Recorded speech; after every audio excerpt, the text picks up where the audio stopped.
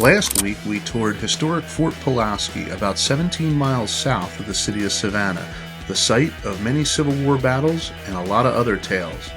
This week, we return back to Savannah for a ghostly night tour to check out the haunts of pirates, Civil War soldiers, and people that lived here throughout history. We'll check out the ghost tours and maybe even see a ghost or two. Follow us along. Now, on to the ghost tour. Hey, Kling Connection, welcome to Savannah at night. We are ready to get on the ghost tour tonight. We're going to check out some scenes around the town. They're going to tell us a little bit about how the ghosts came to be in Savannah. And then we're going to stop and have some dinner, which is included on the tour, which is awesome. It's a small tour. It's only 8 of us, so we'll get a little bit of the intimate of the evening. And we're excited to see what ghosts and goblins may be lurking around Savannah. And we'll get to tell you all about it. Look, I've only been with the company for a couple of weeks, but I gotta tell you, these things are real. Since I joined these men, I have seen that'll turn you white. To the district, I'm going to give you a very, very, very brief little history lesson about how Savannah was set up so that you understand how Savannah became known as one of the most haunted cities. Okay? So are we ready to get started? Yeah. Oh, and yes, I will be your driver and guide tonight. Okay? Finally, this is the most important. While we're going through the district, while we're moving, please, please, please don't stand up in the seats or stand up in the aisles while we're moving. You'll be really surprised how many people want to play chicken with a trolley. And I may have to come to a sudden stop. And I wouldn't want you to get hurt because you were standing in the aisle.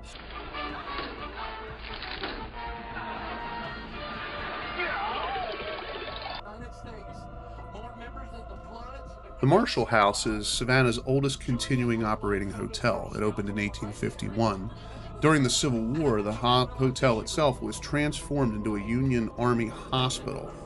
And there's been stories ever since. Perhaps the most well-known legend involves a ghost of a Confederate soldier who died in a hospital. Guests and staff have reported sightings of shadowy figures and disembodied voices and unexpected temperature drops. Others reported paranormal activity, including flickering lights and objects moving on their own.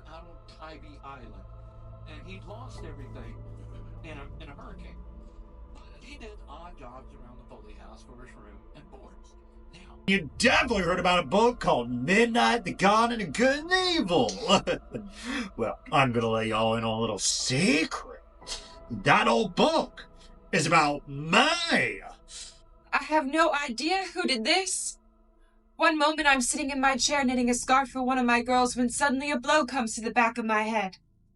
What kind of person does such a thing? One of the most well-known haunted houses in Savannah is the Sorel-Weed House. Now, the house was built in around 1830 for Francis Sorel by a wealthy businessman. Francis Sorel's first wife died of yellow fever, and he later married her sister, Matilda. The most famous story involves Matilda Sorel. Legend has it she discovered her husband's affair with a slave named Molly. Overcome with grief and despair, Matilda tragically fell or jumped from a third-story balcony to her death. The house is said to be haunted by the ghost of Matilda, as well as other spirits, including Molly and possibly soldiers who died there during the siege of Savannah. I couldn't have an ordinary ghost on my hands. I got a rummy. A big, ugly, booze-soaked rummy. Hold on there. We did learn that in Savannah is where Walt Disney got his idea for the Haunted Mansion. You can actually see the house that he used as a model for the theme park in Orlando. And today, it's even kind of resembled and named after the house in Savannah.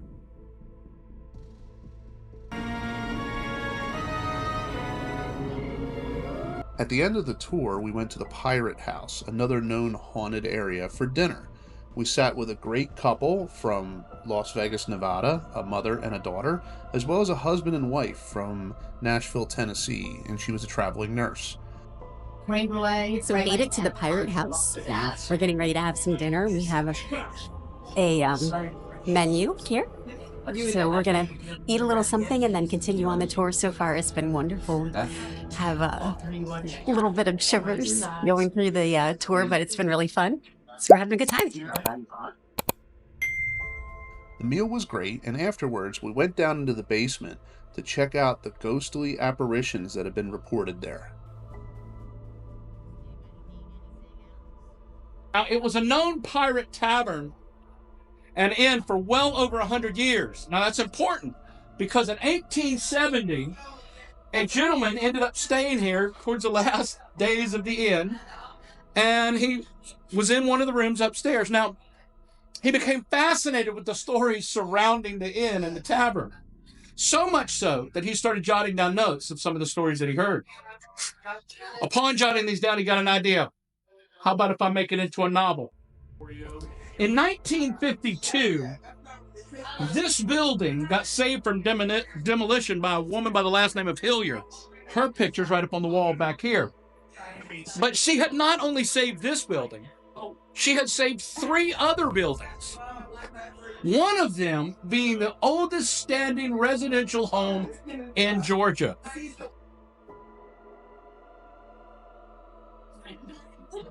So we're down here in the rum cellar underneath the pirate's house, and we're gonna keep you on with the ghost tours. We're gonna learn a little bit more about what happened in here. Don't get scared. I'm going to point out real quick down here in the rum cellar below the pirate house. This area right here, this is called the Savannah Gray Stone. And the reason that it's important is that it's not a lot of it left here in the city, but it's the original gray stone that was made by hand from the enslaved people that lived here back in the 1700s. So they would swim to the bottom of the Savannah River, and they would bring up the clay and actually That's a little bit more build the brick like by hand. I mean, it's still and if you moving. look at some of the brick that is still around the city, you can see the handprints and the fingerprints from the brick that was actually laid and made by hand.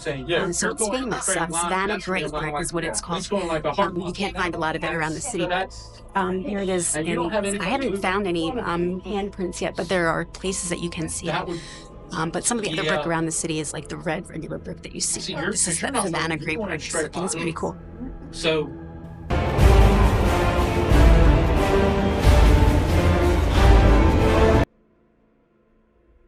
All in all, the trip was kind of fun, and if you enjoy that kind of thing, it's really worth your time. Remember, it's mostly for humor, and even though we didn't really see any ghosts, we were kind of shocked at some of the things we did see around the city and some of the stories that we heard.